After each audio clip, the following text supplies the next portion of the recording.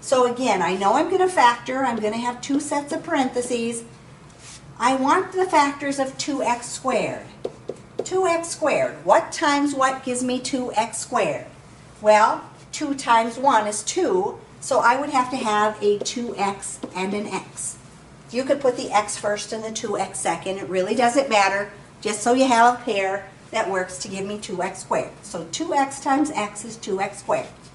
Now my rules for my signs are the same as the rules we did on the first three. The end is positive. We said if the end was positive, they were either both pluses or both minuses. We looked at the middle. The middle is a plus, so they're both pluses. Now we want the factors of 30. 1 and 30, 2 and 15, 5 and 6. Now this one's a little tougher because I can't just add or subtract them to get the middle number because I have to think about foiling. So what I want to do basically is just guess and check. Normally I'm just going to start with the bottom pair and plug them in. So I'm going to put the 5 and the 6 in, and then I'm going to check them. 2x times 6 would be 12x. 5 times x is 5x. 12 plus 5 is 17. I want 19. Not going to work. So what I'm going to do is switch the order around and try it the other way. 6 and 5. Grab my eraser again here. And now I'm going to check. 2 times 5 gives me 10x. 6 times x is 6x. 10 plus 6 is 16. Still doesn't work right. And you could be doing this in your head, but just to explain what I'm doing, I'm writing everything down. So now I go to the next pair, the 2 and the 15. So I'm going to put the 2 and the 15 in there. 2 times 15 is already going to be 30, so I know the 15 can't go there. I'm going to try the 15 here and the 2 here. 2x times 2 is 4x. 15 times x is 15x. And sure enough, after all that guessing and checking, I finally got to the 19, so I know that that has to be my answer. And again, if I really wanted to, I'd go through the whole process of foiling. 2x times x is 2x squared. 2x times 2 is my 4x. 15 times x is my 15x.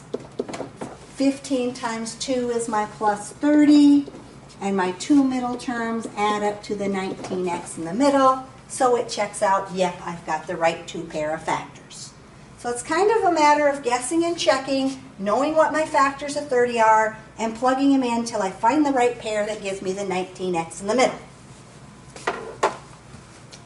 And the more you do, the easier it gets to recognize what you should use.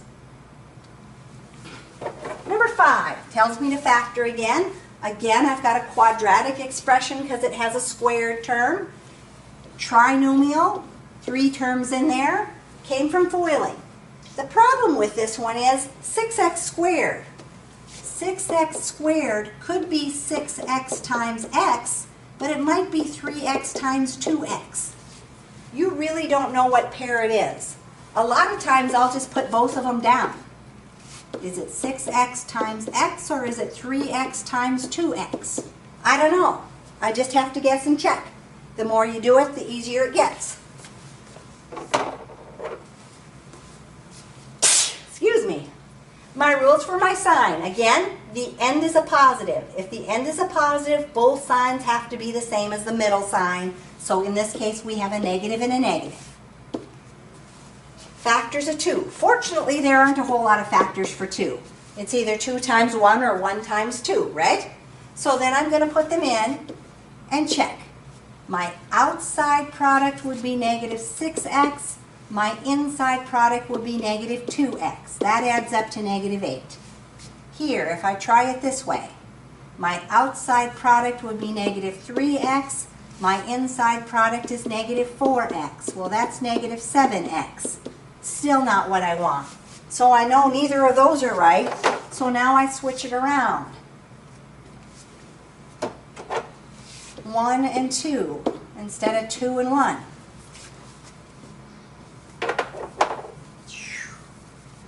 And like I said, a lot of times I just check in my head instead of writing it down, but so you can see what I'm doing.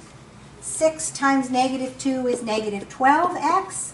Negative 1 times x is a negative 1x. Oh, there's my negative 13x. I know that's the pair I want, but just for fun I could check the other one. 3 times negative 2 is negative 6x. Negative 1 times 2 is negative 2x. Oh, that one's only negative 8x. So that's the only pair that works out to give me that negative 13x in the middle. So it's just a bunch of guessing and checking. Again, if you look at Alex, they'll have this great big long table with P's and Q's, and eventually they get to all these different choices. But really all you're doing is plugging them in and checking out, well, which pair gives me this middle term? So number 6, when I factor that, I wonder if that was supposed to be a plus or a minus 20 because she has plus a negative 20. Let's fix that. I think it's probably the minus 20.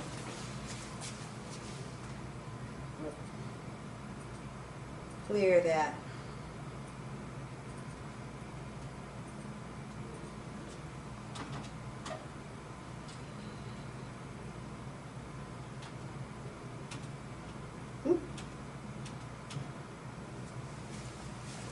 So make that 3y squared plus 28y minus 20 if it's not already fixed on your printout. Again, we're factoring. Factors of 3y squared. Well, for 3y squared, we only have 3y times y since 3 is a prime number. 1 times 3 is the only way to get 3. This one, we have a minus on the end. When we have a minus on the end, it means that it's either a plus and a minus or a minus and a plus. We don't know which order they go in. When you don't have the coefficient, the number in front, you don't have to worry about which order you put them. But if you do have a number in front, then you have to think, oh, it could be one way, but it might be the other way. So again, I'm just going to write them both down for now, and then I'm going to start checking. Factors of 20. 1 and 20, 2 and 10, 4 and 5. I always like to start with the pair that's closest together, so I'm going to try the 4 and the 5. My outside product is negative 15y. My inside product, positive 4y. That's not going to give me the right answer. Here, my outside product is 15y. My inside product is negative 4y. Notice my numbers are the same, just the signs are different. This one gives me a negative answer, and this one gives me a positive answer. Still not the right answer, but it is positive. So that tells me that probably I'm not going to use this one. I'm going to use this one and switch my signs or my numbers around and try it that way. So here, my outside product gives me 12y. My inside product gives me negative 5y. Well, 12 minus 5 still isn't 28.